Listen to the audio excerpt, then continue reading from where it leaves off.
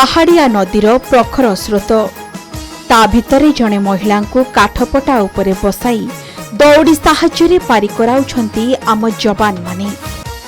ଏ ଦୃଶ୍ୟ ଦେଖିଲେ ଲାଗୁଛି କେଉଁ ହଲିଉଡ୍ କି ବଲିଉଡ୍ ଫିଲ୍ମର ସୁଟିଂ ଚାଲିଛି। ହେଲେ ସତରେ ଇଏ ସିନେମା ନୁହେଁ, ବାସ୍ତବ ଦୃଶ୍ୟ।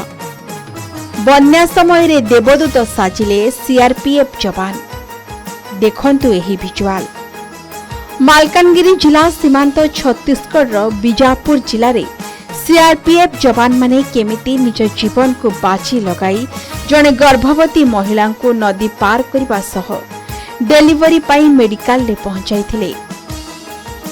ସଠିକ୍ ସମୟରେ ଚିକିତ୍ସା ଯୋଗାଇ ଉଭୟ ମା ଆଉ ନବଜାତ ଶିଶୁର ଜୀବନ ବଞ୍ଚାଇବାରେ ସଫଳ ହୋଇଛନ୍ତି। ଦେଖନ୍ତୁ ସେହି ସମୟର ଛାତିଥରା ଦୃଶ୍ୟ। ଅଣ୍ଟା ଉଚ୍ଚାର ପାଣି ସୁଅ ଛୁଟୁଛି। ତା ଭିତରେ ପଶି ଦୌଡ଼ି ସାହାଯ୍ୟରେ ଚାଲିଛି ଗର୍ଭବତୀ ମହିଳାଙ୍କୁ ନଦୀ ପାର କରାଇବାକୁ ପ୍ରୟାସ। ନା ଜନ୍ତୁଜୁନ୍ତାଙ୍କ ଭୟ, ନା ଭରା ପାଣିର ଭୟ। ସେ ସବୁକୁ ପଛରେ ପକାଇ କରିଥିଲେ ନିଜ କର୍ତ୍ତବ୍ୟ। ଗର୍ଭବତୀ ମହିଳାଙ୍କର ଘର ନାମ୍ବି ଗାଁରେ। ତେବେ ଲଗାଣ ବର୍ଷା ଯୋଗୁଁ ପାଖରେ ଥିବା ନଦୀରେ ପ୍ରବଳ ବନ୍ୟା ଜଳ ପ୍ରବାହିତ ହୋଇଥିଲା। ଠିକ୍ ଏହି ସମୟରେ ଗର୍ଭବତୀ ମହିଳା ମାନବୀ ଜାଗିଙ୍କର ପ୍ରବଳ ଯନ୍ତ୍ରଣା ହୋଇଥିଲା। ତେବେ ପରିବାର ଲୋକେ ଉପାୟ ଶୂନ୍ୟ ହୋଇପଡ଼ିଥିଲେ। କ'ଣ କରିବେ କିଛି ବି ବୁଝିପାରୁନଥିଲେ। ତେବେ ଏହି ଖବର ସିଆର୍ପିଏଫ୍ ଯବାନଙ୍କର କାନରେ ପଡ଼ିବା ପରେ ସେମାନେ ନିଜକୁ ସମ୍ଭାଳି ପାରିନଥିଲେ। ଡେରି ନ କରି ତୁରନ୍ତ ମହିଳାଙ୍କ ପାଖରେ ପହଞ୍ଚିଥିଲେ ଆଉ ବଢ଼ାଇଥିଲେ ସହଯୋଗର ହାତ। ପାଖରେ ଡଙ୍ଗା ନଥିବାରୁ ନିଜ ଉପସ୍ଥିତ ବୁଦ୍ଧି ଖଟାଇ ଏକ ଜୁଗାଡ଼ ଡଙ୍ଗା ତିଆରି କରିଥିଲେ ଆଉ ନିଜ ଜୀବନକୁ ବାଜି ଲଗାଇ ଯବାନମାନେ ନଦୀ ଆରପାରିରେ ଥିବା ମେଡିକାଲରେ ପହଞ୍ଚାଇଥିଲେ ଗର୍ଭବତୀ ମହିଳାଙ୍କୁ। ଆଉ ଏହି ସମୟ ଭିତରେ ଗର୍ଭବତୀ ମହିଳା ଜଣଙ୍କ ନବଜାତକକୁ ଜନ୍ମ ଦେଇସାରିଥିଲେ। ଆଉ ସେପଟେ ପାଦ ପାଦକେ ମାଓବାଦୀଙ୍କ ଭୟ।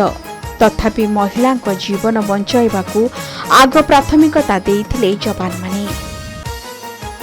ତେବେ ବର୍ତ୍ତମାନ ନବଜାତ ଶିଶୁଟିର ଏବଂ ମାର ସ୍ୱାସ୍ଥ୍ୟ ଅବସ୍ଥା ଭଲ ଥିବା ଜଣାପଡ଼ିଛି। ଏହି ଯବାନମାନଙ୍କର ଏଭଳି ମହାନ କାର୍ଯ୍ୟ ପାଇଁ ସେମାନଙ୍କୁ ଆମ ତରଫରୁ ଶତ ଶତ ନମନ। କେତେବେଳେ ଆମ ସୁରକ୍ଷା ପାଇଁ ସୀମାରେ ଲଢ଼ୁଛନ୍ତି, ପୁଣି କେବେ ଦେଶ ଭିତରେ ଥିବା ଶତ୍ରୁଙ୍କୁ ଦମନ କରିବା ପାଇଁ ମାଓବାଦୀ ସହ ଲଢ଼ିଥାନ୍ତି ଆମ ଯବାନମାନେ। ପୁଣି କେତେବେଳେ ଏଭଳି ଭାବେ ଆମ ଦୁଃଖ ସୁଖର ସାଥୀ ହୋଇଥାନ୍ତି। ଦିନ ରାତି ନ ଶୋଇ ନ ଖାଇ ନିଜ ଜୀବନକୁ ବାଜି ଲଗାଇ ଆମକୁ ସୁରକ୍ଷିତ ରଖିଥାନ୍ତି। ଅହରହ ଦେଶ ମାତୃକାର ସେବା କରି ଚାଲିଛନ୍ତି। ପୁଣି ଏବେ ଏହି ଯବାନମାନେ ଦେଖାଇଛନ୍ତି ମହାନତା। ସେଥିଲାଗି ତ ଜୟ ଯବାନ, ଜୟ ଯବାନ। ମାଲକାନଗିରିରୁ ପ୍ରସାଦ ନାୟକଙ୍କ ରିପୋର୍ଟ, କେ ନ୍ୟୁଜ୍ ଓଡ଼ିଶା।